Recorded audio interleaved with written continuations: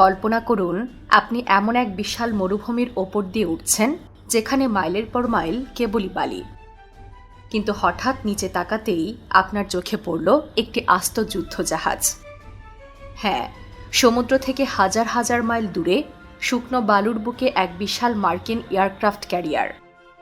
আবার অন্যদিকে গভীর সমুদ্রের মাঝে রাতারাতি মাথা তুলে দাঁড়াচ্ছে নতুন নতুন দ্বীপ। চীনের এই অদ্ভুত এবং চমকপ্রদ পদক্ষেপগুলো কোনো সায়েন্স ফিকশন সিনেমার দৃশ্য নয়, বরং তাদের ক্রমবর্ধমান সামরিক উচ্চাকাঙ্ক্ষা এবং বিশ্ব পরাশক্তি হওয়ার এক অপ্রচলিত গোপন কৌশল।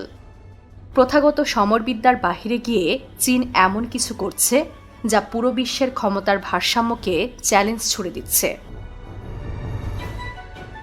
চলুন শুরুতেই নজর দেয়া যাক চীনের জিনজিয়াং প্রদেশের রুক্ষ তাকলামাকান মরুভূমির দিকে।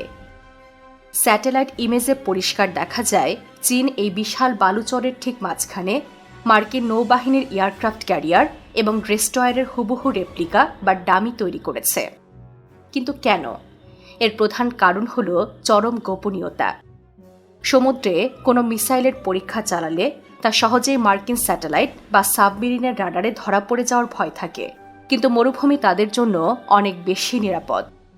সোজা কথায়, যুদ্ধ বাঁধলে কিভাবে নিখুঁত নিশানায় মার্কিন রণতরী ধ্বংস করা যায়, এটি তারই এক ভয়ঙ্কর গোপন প্রস্তুতি। মজার ব্যাপার হল, তাকলামাকান শব্দটির স্থানীয় উইগুর ভাষার অর্থ হল যে একবার ভেতরে ঢোকে সে আর কখনোই ফিরে আসে না। চীনের এই মরুভূমি সত্যি মার্কিন রণতরীর ডামিদের জন্য এক মৃত্যুপরী হয়ে উঠেছে। মরুভূমি থেকে এবার চোখ ফেরানো যাক দক্ষিণ চীন সাগরে।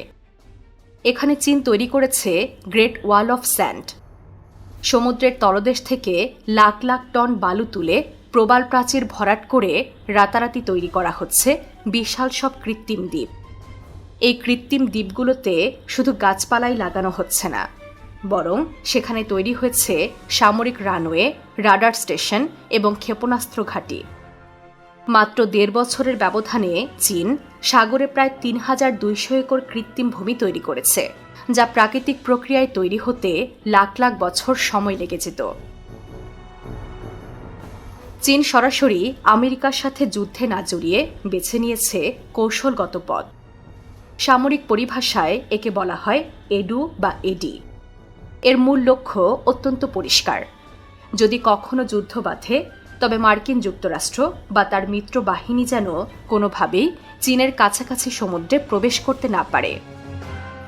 মরুভূমিতে মিসাইল মহড়া এবং সাগরে সামরিক দ্বীপ নির্মাণ, এই দুটোই মূলত একটি অদৃশ্য দেয়াল বা সামরিক বলয় তৈরির অংশ। প্রশান্ত মহাসাগরীয় অঞ্চলে আমেরিকার উপস্থিতিকে কোণঠাসা করে চীন নিজের একচ্ছত্র আধিপত্য প্রমাণ করতে চাইছে। চীনের ক্যারিয়ার কিলার DF-21D মিসাইলটি সাধারণ মিসাইলের মতো নয়। এটি প্রথমে মহাকাশের দিকে যায় এবং তারপর শব্দের চেয়ে 10 গুণ বেশি গতিতে ওপর থেকে সরাসরি লক্ষ্যবস্তুর উপর নেমে আসে, যা ঠেকানো বর্তমান রাডার ব্যবস্থার জন্য প্রায় অসম্ভব। এই বিশাল সামরিক প্রস্তুতির সবচেয়ে ভয়ের দিকটি হল তাইওয়ান ইস্যু। বিশেষজ্ঞরা মনে করেন চীনের এই কৃত্রিম দ্বীপ এবং ক্যারিয়ার কিলার মিসাইলগুলো মূলত তাইওয়ান দখলের মাস্টার প্ল্যানের অংশ। চীন যদি তাইওয়ানে আক্রমণ করে, তবে আমেরিকা যেন সাহায্য করতে না পারে সেই প্রস্তুতি নিয়ে রাখছে বেইজিং। চীনের এই আগ্রাসী পদক্ষেপে শুধু তাইওয়ান নয়, বরং প্রতিবেশী দেশগুলো যেমন ফিলিপাইন, ভিয়েতনাম এবং মালয়েশিয়াও চরম আতঙ্কের মধ্যে রয়েছে। প্রতিনিয়ত তাদের মাছ ধরার নৌকা ও কোস্টগার্ড চীনের বাধার সম্মুখীন হচ্ছে। অবাক করা ব্যাপার হল, বৈশ্বিক মাইক্রোচিপ বাজারের প্রায় 65%-এরও বেশি একাই উৎপাদন করে তাইওয়ান, যা আমাদের ফোন থেকে শুরু করে যুদ্ধ বিমানে লাগে। তাইওয়ানের পতন মানে পুরো বিশ্বের প্রযুক্তির নিয়ন্ত্রণ চীনের হাতে চলে যাওয়া। চীনের এই পদক্ষেপগুলো কেবল আত্মরক্ষার জন্য নয়, এর পেছনে রয়েছে গভীর ভূরাজনৈতিক লক্ষ্য।